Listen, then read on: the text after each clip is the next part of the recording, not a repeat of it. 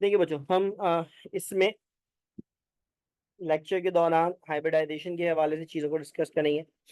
Hybridisation का मतलब ये होता है कि डिफरेंट चीज़ें आपस में सिंक्रोनाइज होके एक जैसा बिहेव करने लगती हैं। That is the basic meaning of hybridisation, है ना। हैं बताए अलग अलग चीज़ें, लेकिन सिंक्रोनाइज ऐसे हो गई हैं कि वो एक जैसा बिहेव कर रही हैं, आइडेंटिकल बिहेव कर रही हैं। इसे हम हाइब्रिडाइजेशन कहते हैं। एटॉमिक ऑर्बिटल के हवाले से अगर हम बात करें, एटॉमिक लेवल के हवाले से अगर हम बात करें, तो हम कहेंगे कि एक ही शेल के मुख्तलिफ सब शेल्स आपस में इस तरह से इंटरमिक्स हो जाते हैं कि वो एक जैसा बिहेव करने लगते हैं, एक जैसी एनर्जी, एक जैसी शेप, एक जैसा साइज अटेन कर लेते हैं, जिस अमल को हम एटॉमिक हाइब्रिडाइजेशन कहते हैं। ठीक है ना। अब एटॉमिक हाइब्रिडाइजेशन में, या हम इस तरह कहें कि वैलेंस शेल के जो मुख्तलिफ सब शेल्स हैं उनमें मौजूद जो ऑर्बिटल्स हैं आपस में इंटरमिक्स होके एक जैसे ऑर्बिटल्स बिहेव करते हैं, ये हमारे पास ओवरऑल हाइब्रिडाइजेशन का फैक्टर है। इसके नतीजे में होता क्या है, आइडेंटिकल ऑर्बिटल्स डेवलप होते हैं, या इस तरह का ये डीजनरेटेड ऑर्बिटल्स डेवलप होते हैं।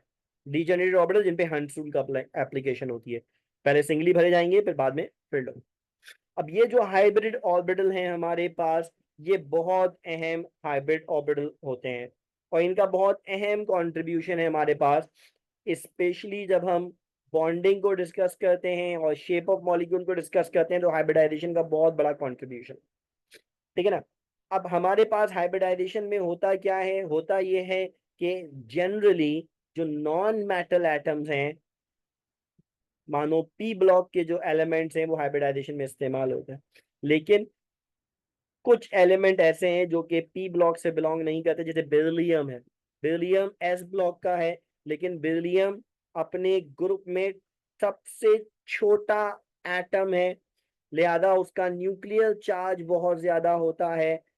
न्यूक्लियर चार्ज ज्यादा होने की वजह से, उसकी चार्ज डेंसिटी ज्यादा होने की वजह से, उसका behaviour more like a non metal है, लिहाजा वो भी हाइब्रिडाइजेशन में इस्तेमाल होता है, बेरिलियम हाइब्रिडाइजेशन में इस्तेमाल।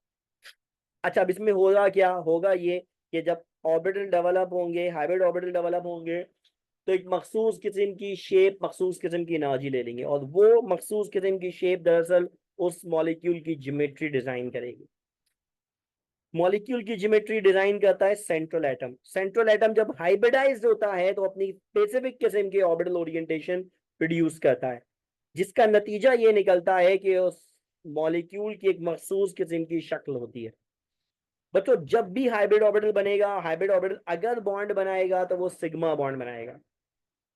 हाइब्रिड ऑर्बिटल में या तो अनपेयर्ड इलेक्ट्रॉन आ सकते हैं या फिर लोन पेयर आ सकते हैं।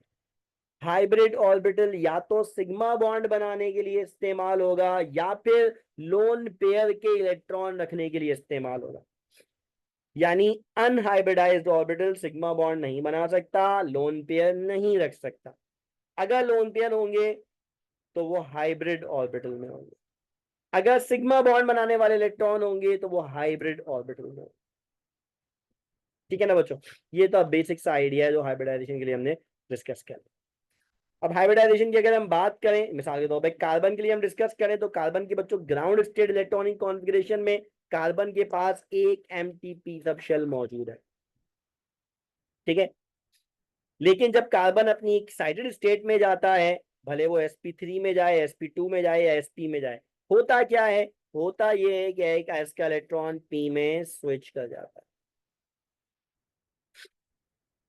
अब इसका नतीजा क्या निकलता है, इसका नतीजा ये निकलता है कि हमारे पास p सब शेल में 3 अनपेयर्ड इलेक्ट्रॉन आते हैं और एक इजाफी unpaired electron S subshell में भी डेवलप हो जाता है। मानो ये हमारा वैलेंस शेल है, ये वैलेंस शेल। वैलेंस शेल में हमारे पास एस का इलेक्ट्रॉन एनर्जी एब्जॉर्ब करके, खुद नहीं, एनर्जी एब्जॉर्ब करके एस में जंप कर जाता है। एनर्जी एब्जॉर्ब करके जाएगा तो इसका मतलब एक्साइटेड स्टेट इलेक्ट्रॉनिक कॉन्फ़िगरेशन। खुद से चला जाता तो ग्राउंड स्टेट थी, खुद से कब जाता है, क्रोमियम में, कॉपर में, एस का डी में खुद से चला गया।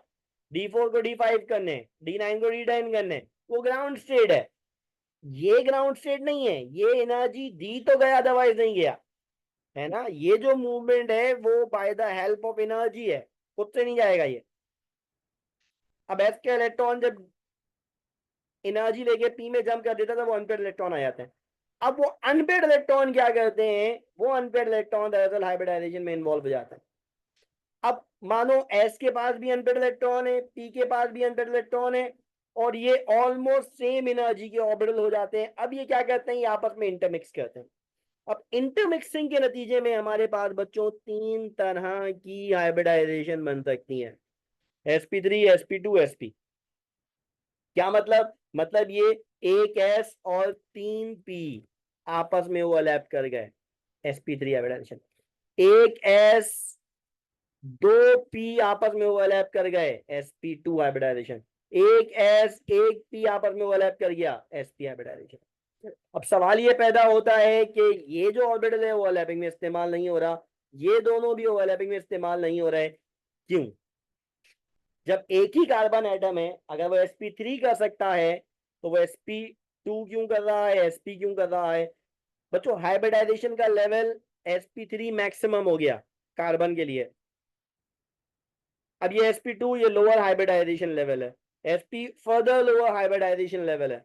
अब ये हाइब्रिडाइजेशन का लेवल कम क्यों हो रहा है, इसका रीजन क्या है?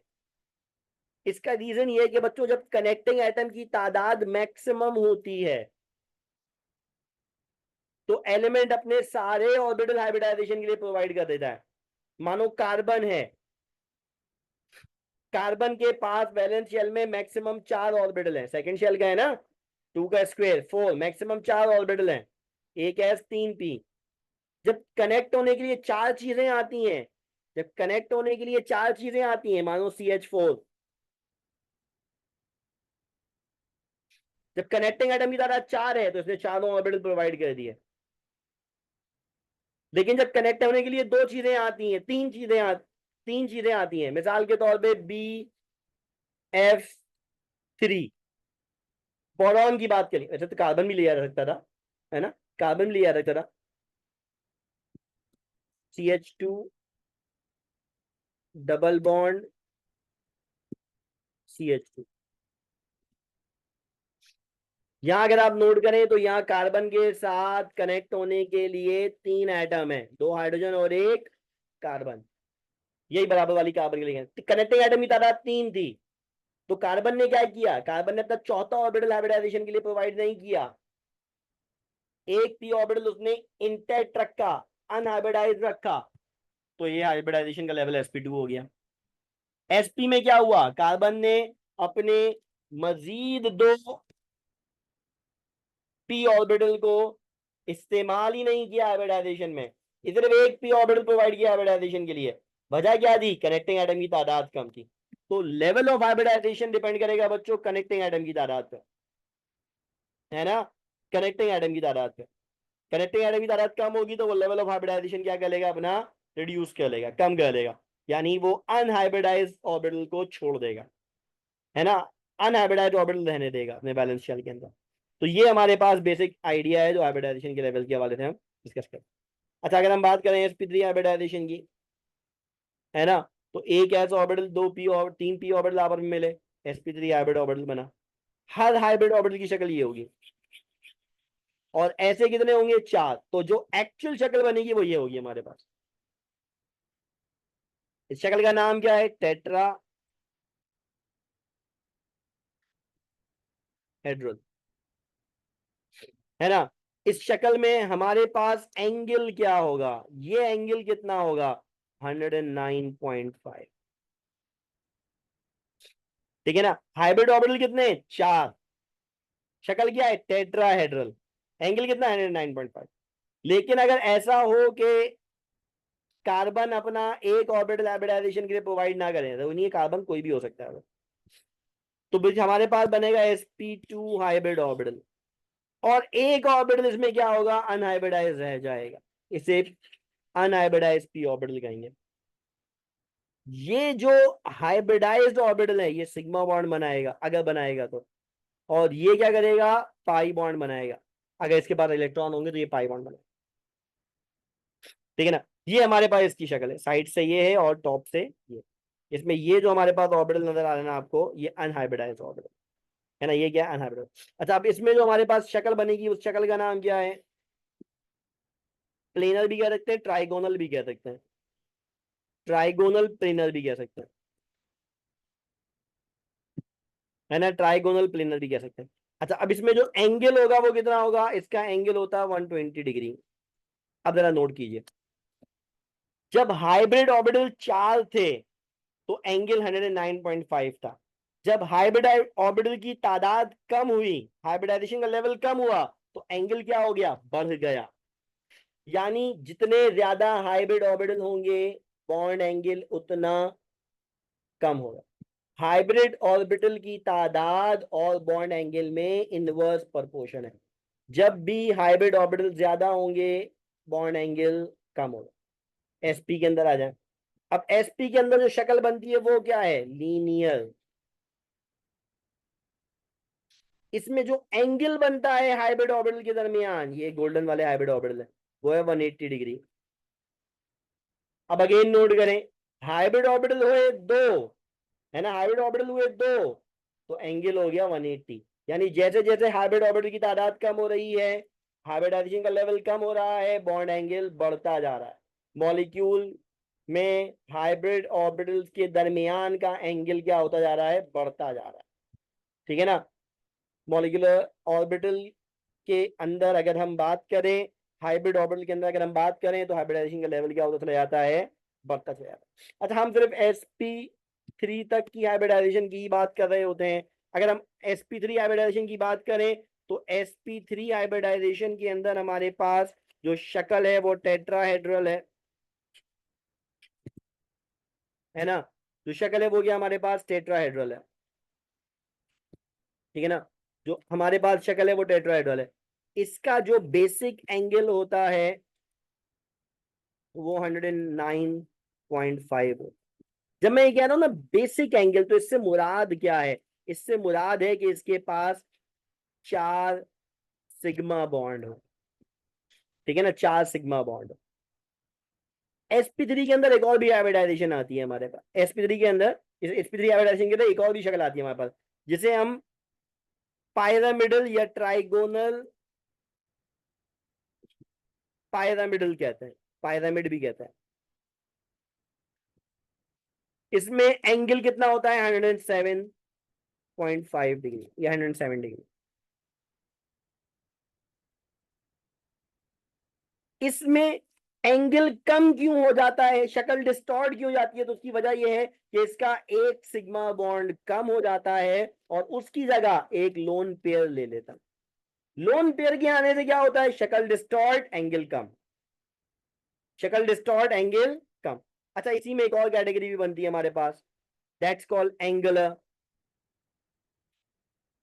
एंगुलर भी कहते हैं इसको, बेंट भी कहते हैं, वी शेप भी कहते हैं। इसमें एंगल और फर्दर रिड्यूस हो जाता है, 4.5 हो जाता है। क्या रीजन है, अगेन सिग्मा बॉन्ड कम, लोन पेयर ज्यादा, है ना। ये हमारे पास एसपी की चंद बेसिक सी बातें हैं। इसी में हमारे पास आ जाता है sp2। अब sp2 की जो बेसिक शक्ल है वो क्या है, ट्राइगोनल प्लेनर। एंगल कितना है, 120 डिग्री, ठीक है ना। इसमें क्या हमारे पास 3 सिग्मा बॉन्ड है, 3 सिग्मा बॉन्ड और 3 sigma bond plus 1 pi bond, lone pair तो हो गई ना, 1 पाई बॉन्ड, 1 पाई बॉन्ड, ठीक है ना। दोनों बातें आ सकती है, दोनों बातें आ सकती है, ठीक है ना, ये भी हो सकता है, ये भी हो सकता है। 3 sigma bond plus 1 pi bond. अच्छा, पाई बॉन्ड तो शक्ल में इन्वॉल्व होता ही नहीं है, लिखूं ना लिखूं बात बराबर है। अच्छा, इसी में एक और कैटेगरी भी बनती है हमारे पास, वो कैटेगरी क्या है, sp2 के अंदर ही बनती है, एंगुलर, बेंट कह लें आप उसे। उसमें एंगल कितना हो जाता है, 117 डिग्री। वजह क्या है, एक सिग्मा कम, लोन पेयर ज्यादा। है ना, लोन पेयर। अब ये हमारे पास केस है। इसी तरह हमारे पास एक और आ जाता है केस, एसपी हाइब्रिडाइजेशन। शक्ल क्या होती है इसकी, लीनियर। एंगल क्या होता है, 180 डिग्री। होता क्या है इसमें, दो सिग्मा बॉन्ड होते हैं, है ना, दो सिग्मा बॉन्ड होते हैं। अच्छा, दो सिग्मा बॉन्ड की जगह हम और भी कह सकते हैं, और क्या हो सकता है यहाँ पे, दो सिग्मा प्लस दो पाई बॉन्ड। पाई बॉन्ड का तो कोई कॉन्ट्रीब्यूशन ही नहीं है, पाई बॉन्ड को तो हाइब्रिडाइजेशन के खाते में रखा ही नहीं है हमने, जान छुट गई। अब ये हमारे पास इसके हवाले से बातें आती हैं। ठीक है ना। अच्छा, इसमें ही हमारे पास शक्ल यही रहती है, लीनियर ही रहती है, फिर एंगल 180 डिग्री ही रहेगा। बस होता है क्या है, एक सिग्मा प्लस एक लोन पेयर आ जाता है।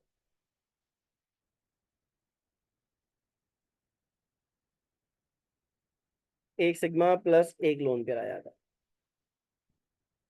ठीक है। अभी हमारे पास हाइब्रिडाइजेशन के हवाले से चंद चीजें हैं जो कि ऐसी हैं जिनको जरा ध्यान में रख लें तो बड़ा अच्छा। ठीक है ना, ध्यान में रख लें तो बड़ा अच्छा है कि हमारे पास ये जैसे जैसे हाइब्रिडाइजेशन का लेवल चेंज हो जाता है, लोन पेयर की आने से वो चीजें शिफ्ट होती चली जाती है। ठीक है बच्चों, समझ में आई बात।